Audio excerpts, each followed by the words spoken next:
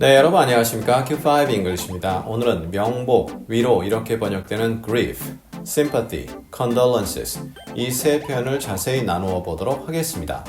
혹시 외국인 친구의 장례식장에 가셔서 어떤 표현을 써야 될지 고민되십니까? 오늘 내용을 통해서 자세히 확인해 보시죠. 애청, 구독, 좋아요, 알림 설정 꼭 확인 부탁드리고요. 먼저 일상어 표현으로는요, I'm sorry for your loss. 이때 loss가 잃어버림 아니죠? 누가 돌아가신 거죠. 그로 인해서 내가 안타깝다 이렇게 쓸 수 있는데요. 그 표현을 쓰셔도 되고요. 아니면 grief, 사랑하는 사람이 혹은 반려동물이 죽었습니다. 그로 인해서 느끼는 강한 슬픔이죠. intense한 sorrow다라고 표현합니다. intense, 저희 과거 강의에서 이미 다룬 바 있는데요. 링크 통해 확인해 주시고요. 원래 어원은 마음을 무겁게 한다라는 그러한 뜻이 있습니다. 그 다음에 condolences, 이 경우는 s가 빠져서 쓰이는 일이 거의 없습니다. 그냥 s가 쓰이는 거죠. grief를 겪고 있는 가족들에게 위로, sympathy를 표현하는 거죠. 그런데 주로는 글로 표현할 때 많이 쓰게 됩니다. 그럼 sympathy는요, 방금 위로라고 표현했는데 그것 외에도 정서적으로 연민을 느끼고 동정을 하는 겁니다. 가족, 친구를 잃은 사람에게 하는 표현이죠. 또 어려움을 겪고 있는 사람에게도 쓸 수가 있습니다. 이렇게 보니까 거의 비슷해 보이는데 약간 다른 느낌 들어가죠. 하지만 영어적으로는 거의 비슷하게 쓰이고요. 아예 오늘은 이렇게 표현한다라는 느낌이 정해진 표현들이 많이 있습니다. 따라서 많은 반복을 통해서 완전히 익히시기를 제안드리고요. 자동으로 나오면 더 좋겠죠. 그럼 예문을 통해서 하나씩 이 내용들을 다져보시도록 하겠습니다. She is coping with unimaginable grief. 그 여자는 상상도 못할 그러한 슬픔을 다루고 있다, 대응하고 있다 이렇게 돼 있죠. 그러니까 예를 들어 가족 중에 어머니, 아버지가 돌아가셨다. 그 슬픔 말로 못하죠. 그 슬픔을 하루만 딱 다루고 그 다음날 웃고 이건 아니죠. 계속해서 다루게 된다라는 그러한 느낌이고 지금 그러한 과정에 있다라는 느낌인데요. cope with, deal with 저희 과거 강의에서 이미 다룬 바 있는데요. 링크 통해 그 차이 확인 부탁드리고요. He couldn't channel his grief after his mother died. 그는 그의 어머니가 돌아가신 이후에 그의 grief, 그 슬픔을 채널할 수가 없었다. 채널이라는 것은 예를 들어 TV 채널도 될 수 있고요. 어떤 분노의 채널도 될 수 있는데 무슨 말이냐?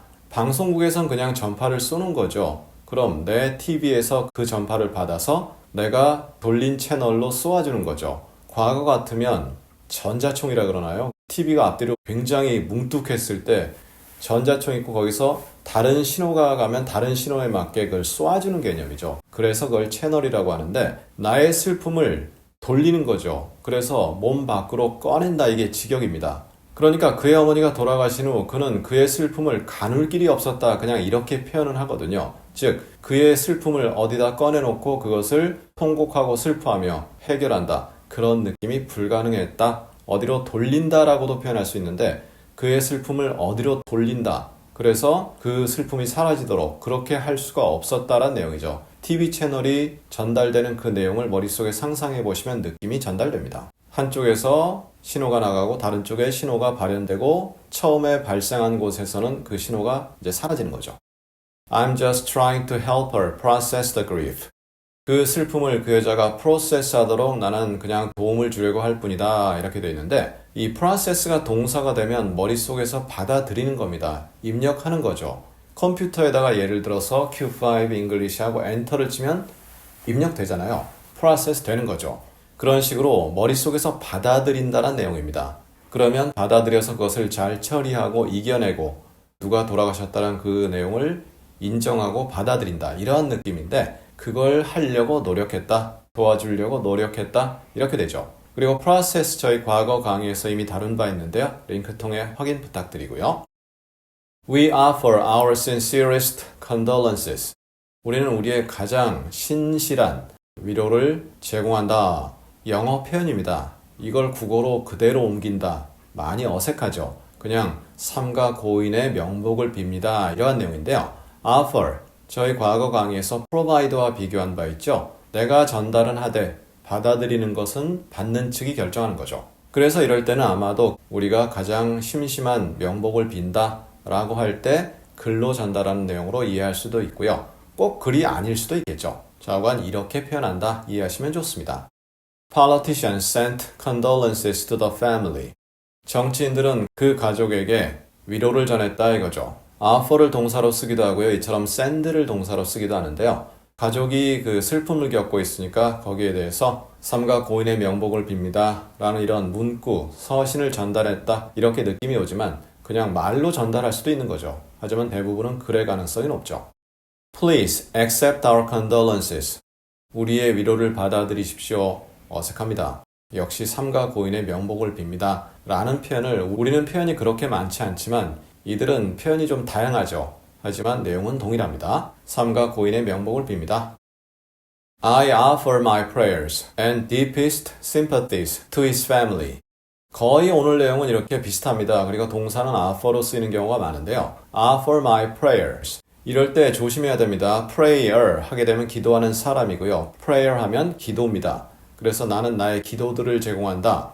여러 차례 기도한다는 내용이죠. 그리고 가장 깊은 혹은 이때 sincerest 써도 되죠. 그러한 위로들을 그의 가족들에게 제공한다. 다 비슷한 표현입니다. 그럼 이때 sympathies는 뭐죠? offer라는 동사와 어울려서 상당히 격식적인 느낌을 지니게 됩니다. 우리말에 삼가 고인의 명복을 빕니다. 그것을 극대화한 표현이다 생각하면 되는데요. 다시 한번 확인해 보시면 좋습니다. 그리고 격식적 느낌이다. I would like to recommend these short and respectful sympathy messages. 나는 추천하고 싶다. 메시지를 이번에는 글로 쓰는 거죠. 그러니까 sympathy messages는 condolences라고 할 수 있는데요. 그럼 이 간단하고 짧고 그 다음에 존중을 가득 표하는 그러한 메시지를 권장하고 싶다, 추천하고 싶다. 누가 예를 들어서 장례식장에 가는데 메시지를 전달하려고 하는데 여러 샘플이 있나 보죠. 그 중에 이것을 추천하겠다라는 내용이 이 문장에서 전달이 됩니다. My deepest sympathy. 이번엔 문장도 아닙니다. 단어 3개를 놓고 그냥 표현한 건데요. 때로는 문장이 아닌 단어 몇 가지를 나열해서 더 강력한 임팩트를 끌어내는 경우가 있거든요. 이 경우가 그렇습니다. 그래서 나의 가장 깊은 위로 이렇게 직역되지만 직역하지 마시고요. 다시 한번 삼가 고인의 명복을 빕니다. 이렇게 이해를 하면 됩니다. 자, 이렇게 해서 오늘 제목을 명복, 위로 이렇게 붙여보았는데요. 이러한 내용을 자주 활용하실 일은 없었으면 좋겠습니다. 하지만 활용한다면 오늘 내용을 참고해 주시면 좋겠고요. 그럼 우리 다음 시간에는요. 주된, 중요한 이런 뜻으로 영어 단어가 제법 많이 있는데요. 어떠한 단어들이 있고 의미 차이는 어떻게 발생하는지 다음 시간에 확인해 보도록 하겠습니다. 감사합니다.